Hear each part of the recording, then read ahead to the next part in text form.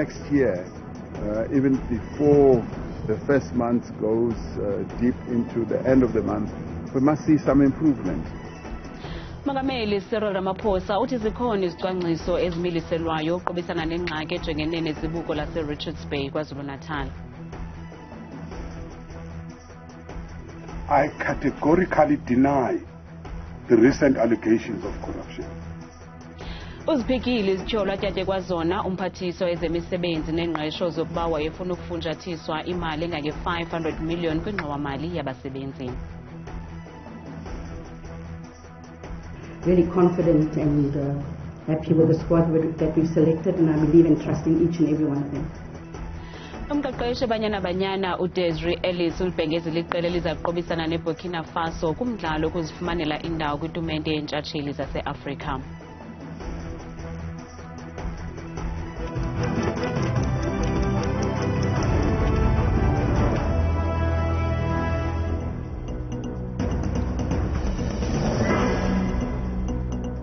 Sinamkele kwindaba zethu ngokuhlanje andamba indodwa andamba nophumza sikhumba noyitoliki yolimi lwezandla bhotani mzontsundu.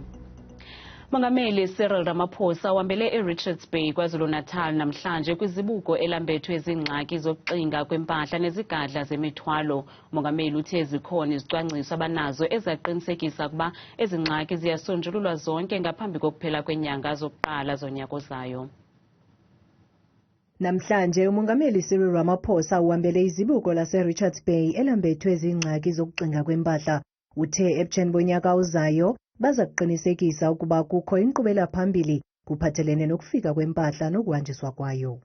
Next year, even before the first month goes deep into the end of the month, we must see some improvement, and we must be demonstrating that we are processing trucks as quickly as possible as we move towards ensuring that our rail network works efficiently to bring goods from all over, be they mining products or other products, cars and all that, to the port and off to other countries.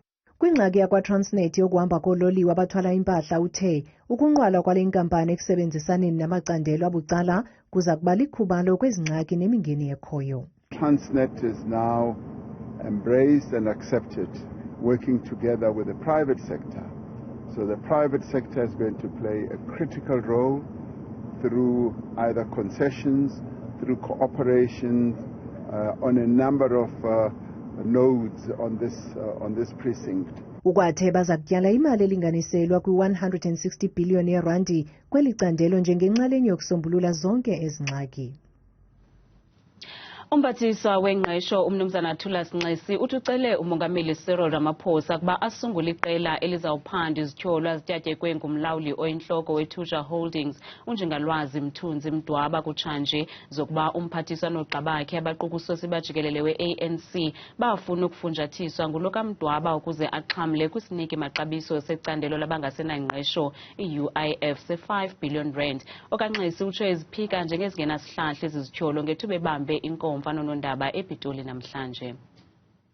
Ehlamba igama lakhe umphathiswa umnumzana Nxesi uxelele onondaba ukuba ubengenawufuna kufunjathiswa kuba ubesele emisile inkqubo yokuphunyezwa kwesiniki maxabiso watsho esithi ubunyani bezi zityholo buzawuvavanywa kwiinkundla zomthetho. I'm happy that this will be investigated by the law enforcement agencies to establish the processes followed and the roles of all parties. Uthi akananto yakwenza nako konke okuthethwe nguNjingalwazi Mthunzi Mdwaba. I categorically deny the recent allegations of corruption. You must ask why Mdwaba waited nearly a year to come up with these allegations. Umphathiswa ucele umongameli welizwe ukuba asungule inkqubo yophando watsho ecela umngeni kokaMdwaba ngezityholo azenzileyo. I challenge Mr. Mdwaba to present his evidence in support of his allegation that I have demanded a payment of a corrupt fee in relation to the agreement. If he cannot produce that evidence, I've asked the court for an interdict to stop him from promoting his campaign of false and unsupported lies. I've also requested the President to issue a specific proclamation to have this agreement investigated by the law enforcement agencies. Usosiba jikelele we-ANC umnumzana Fikile Mbalula sele evule ityala lokurhuqelwa kwegama lakhe ludakeni ngulokamdwaba, ukanti nabaphathiswa uGqirha Blade Nzimande nomnumzana Enoch Godongwana bagyojiwe kwezi zityholo. Urhuluneli yebhanka enguvimba umnumzana Lisija Kganyarho uthi aseza kudodobala amandla emali ze uhlumo kwezoqoqosho luthi chu ngonyawo lonwabu. Umnumzana Kganyarho ukuthethe oku eGauteng namhlanje ngethuba ebhengeza ubume benzala kwimali-mboleko. Watsho esithi nangona kungekho tshintsho xa kuthelekiswa nengxelo yangoSeptemba, kodwa ukuguquguquka kwemo yezulu kubangela ukungazinzi kwenzala kwimali ebolekwa ziibhanka. The SAP's forecast for global growth in 2023 is broadly unchanged at 2.7% and 2.6% in 2024. While South Africa's electricity load shedding has declined, domestic growth in the near term is likely to remain muted. Energy and logistical constraints are still binding on economic activity and generally increased costs. iHawks zithi zinqakule abantu abangamakhulu asibhozo ananye kweli ngezenzo zolwaphulo-mthetho ezohlukeneyo. Olwaphulo-mthetho luquka ukwembiwa kwemigodi ngokungekho semthethweni, ubuqhophololo kwakunye nokuphangwa kweemoto ezithutha imali kweli. Umba wokuqoqodiswa kwezithuthi zemali kweli sengumba ongalalisa amagosa phezulu kwinkonzo yokhuselo nokhuseleko. Cash in transit has continued to be a thorn in the economy of the country, and the DPCI in collaboration with private organizations continue to strengthen the fight against these crimes. Elicandelo leHawks likwanike neenkcukacha malunga nabantu abathe bavalelwa ngenxa yophando lwayo. Out of the 244, fraud contributed to the highest number, which is 75, which is made of 62 South Africans, 6 foreign nationals, and 7 companies. The second is the precious metals and diamond, which is made of 51 accused persons.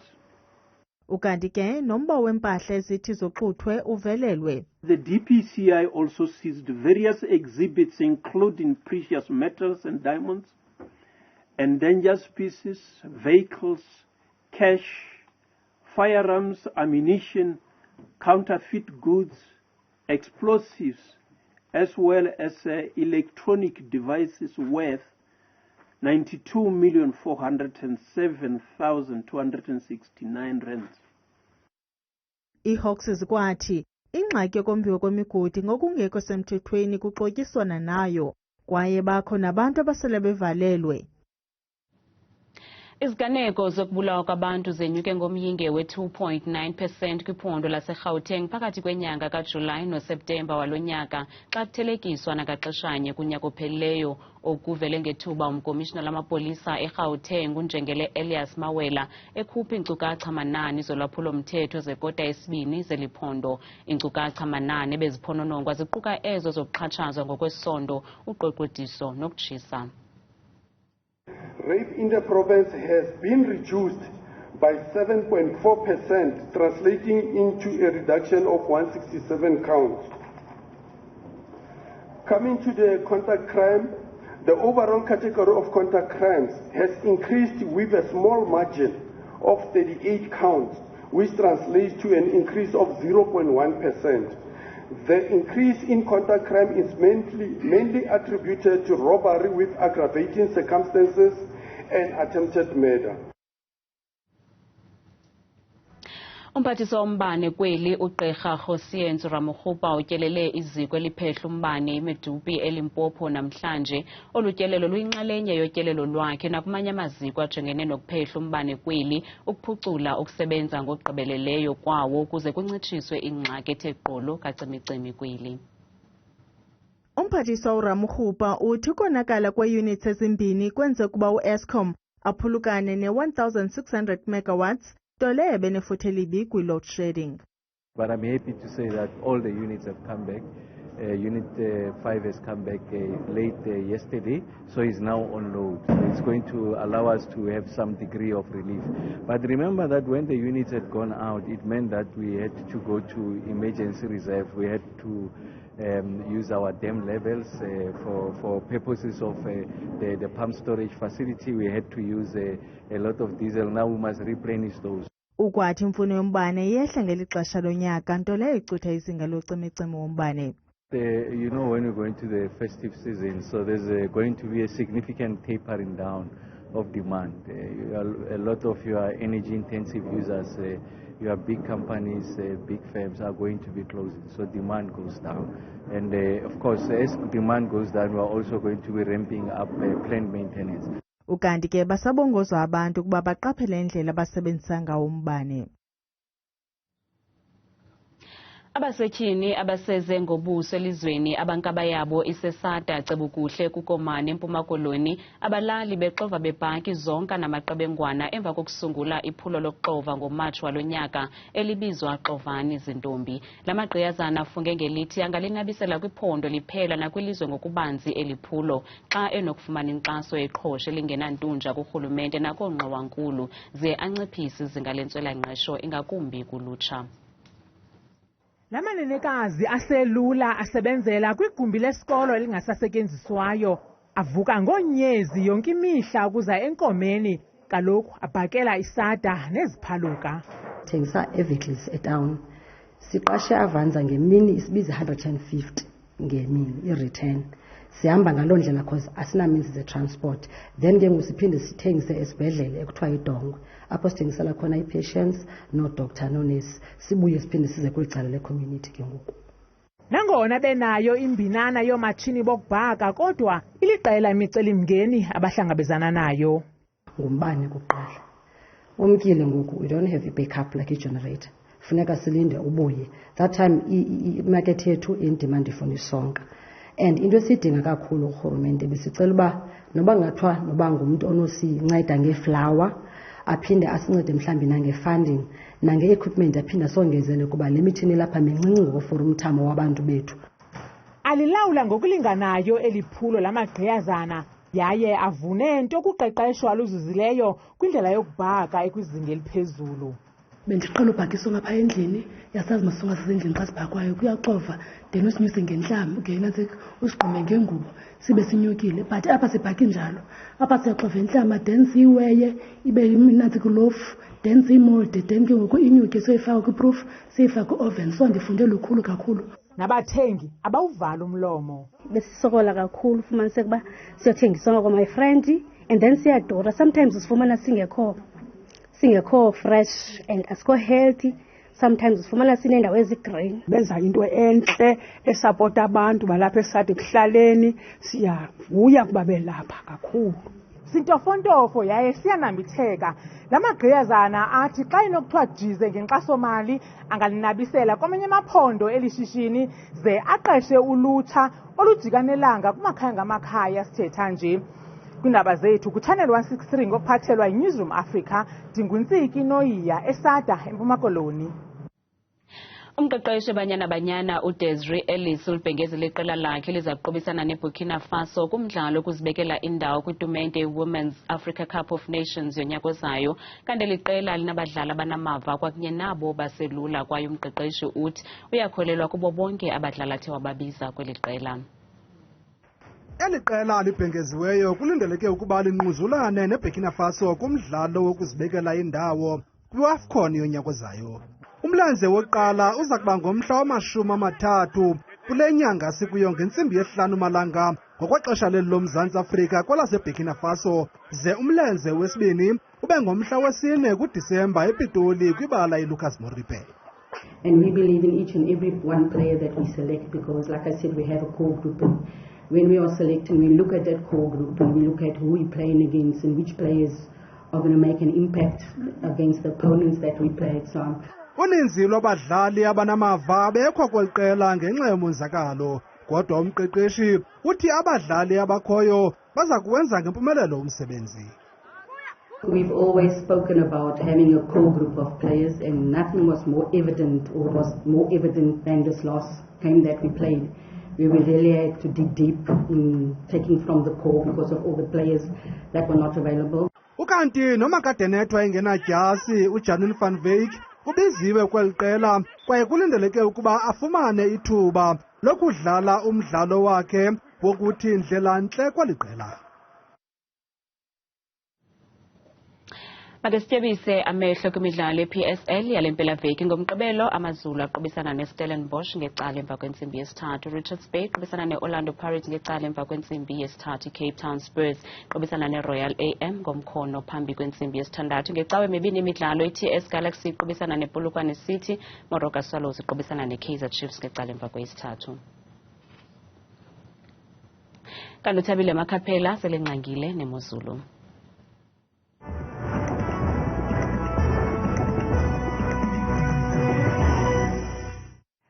Enkosi kakhulu ke madikela apho kwidesika yakho yendaba. Ndiyakubulisa ke mzonsundi wami ekhaya ndikwamkele kaloku kule yonke idesika yeMozulu. Bethuna mna igama lam kaloku ndinguThabile Makhaphela uMamthebo qhuda inkoza omhle apha edesikeni yeMozulu. Kutshanje bethuna nantsi imeko.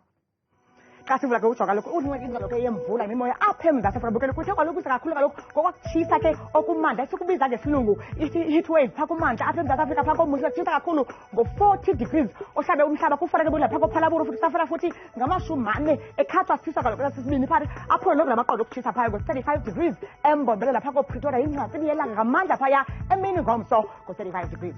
Naso ke imeko kumaphondo ethu nganye ke apha eMzantsi Afrika sivule kaloku phaya empuma kolo njengaphaa ko-Alvan kusatshisa mpela kakhulu namathuba entshisa lezemvula phaa xa bequkumbela imini yabo ngama-30 nje ekhathwa sisithathu. Bukeli ke yenjenje la Mozulu phaa kwela phondo lase-Free State njengaphaa embindini koVelcom bevuka kaloku ngala 20 degrees baqhube nemini yabo ngomso futhi ifikele kaloku la 36 degrees othanda ukutshisa kakhulu abuye futhi asibekele. Nanso ke imozulu kaloku phaya eNtshona Koloni njengaphaya kaloku koBeaufort West ekuseni ngeshumi nje nesibhozo ngama-33 xa bevala imini yabo ngomso mpela phaya eGeorge futhi namathafu nje emvula phaya ngo-22 degrees. Kanti bukela imozulu phaya ephondweni lase-Northern Cape njengaphaya koKimberley ekuseni ngama-21 bahambe ke nosuku labo futhi ifikele phaa kula-30 ekhathwa sisathandathu naphaa kaloku kurubani futhi kuyafana kuyatshisa emini. Yenjeje ke imozulu phaya ephondweni lase-Northwest ngomso emva kwemini njengaphaa kaloku koTosca phaya ekuseni ngama-20 nje ekhathwa sisathathu itshise mpela ke labozulu mbukele phaya emini ngomso futhi ngama-30 abe nesibhozo xa befaka usuku lwabo ngomso. Nanso bethuna imozulu phaya ephondweni laseGauteng ngomso emini njengaphaa kuncam yela phondo eJohannesburg naphaya eRandburg ngo-18 degrees ihambe ke la mini ngomso futhi lihlabile umhlaba kutshisa kakhulu ngo-34 degrees. Bethuna phaya ephondweni laseLimpopo ngomso phaa koThabazimbi ngama-20 nje abenesithathu kutshisa mpela phaa ngorhatya ngomso futhi ifikele kula-30 abenesithoba kutshisa mpela futhi naphaa koPolokwane ngo-34 degrees. Nanso bethuna ke imozulu phaya ephondweni laseMpumalanga eMiddelburg ngomso ekuseni 17 kusatshisa mzonzulu kakhulu phaa xa bevala imini yabo ngomso futhi ngama-32 sikhukhuza ku-20 ekuseni. Nanso bethuna imozulu phaya ephondweni kwaZulu-Natal njengaphaya eLadysmith kwasekuseni ngomso bevuka nje bebona imini futhi ngo-19 degrees kuyatshisa futhi kusibakele phaya ngorhatya ngomso ngama-39 bethuna itsho imeko apha koyam idesika imozulu mna ndikuthatha kangaka xesha limyole.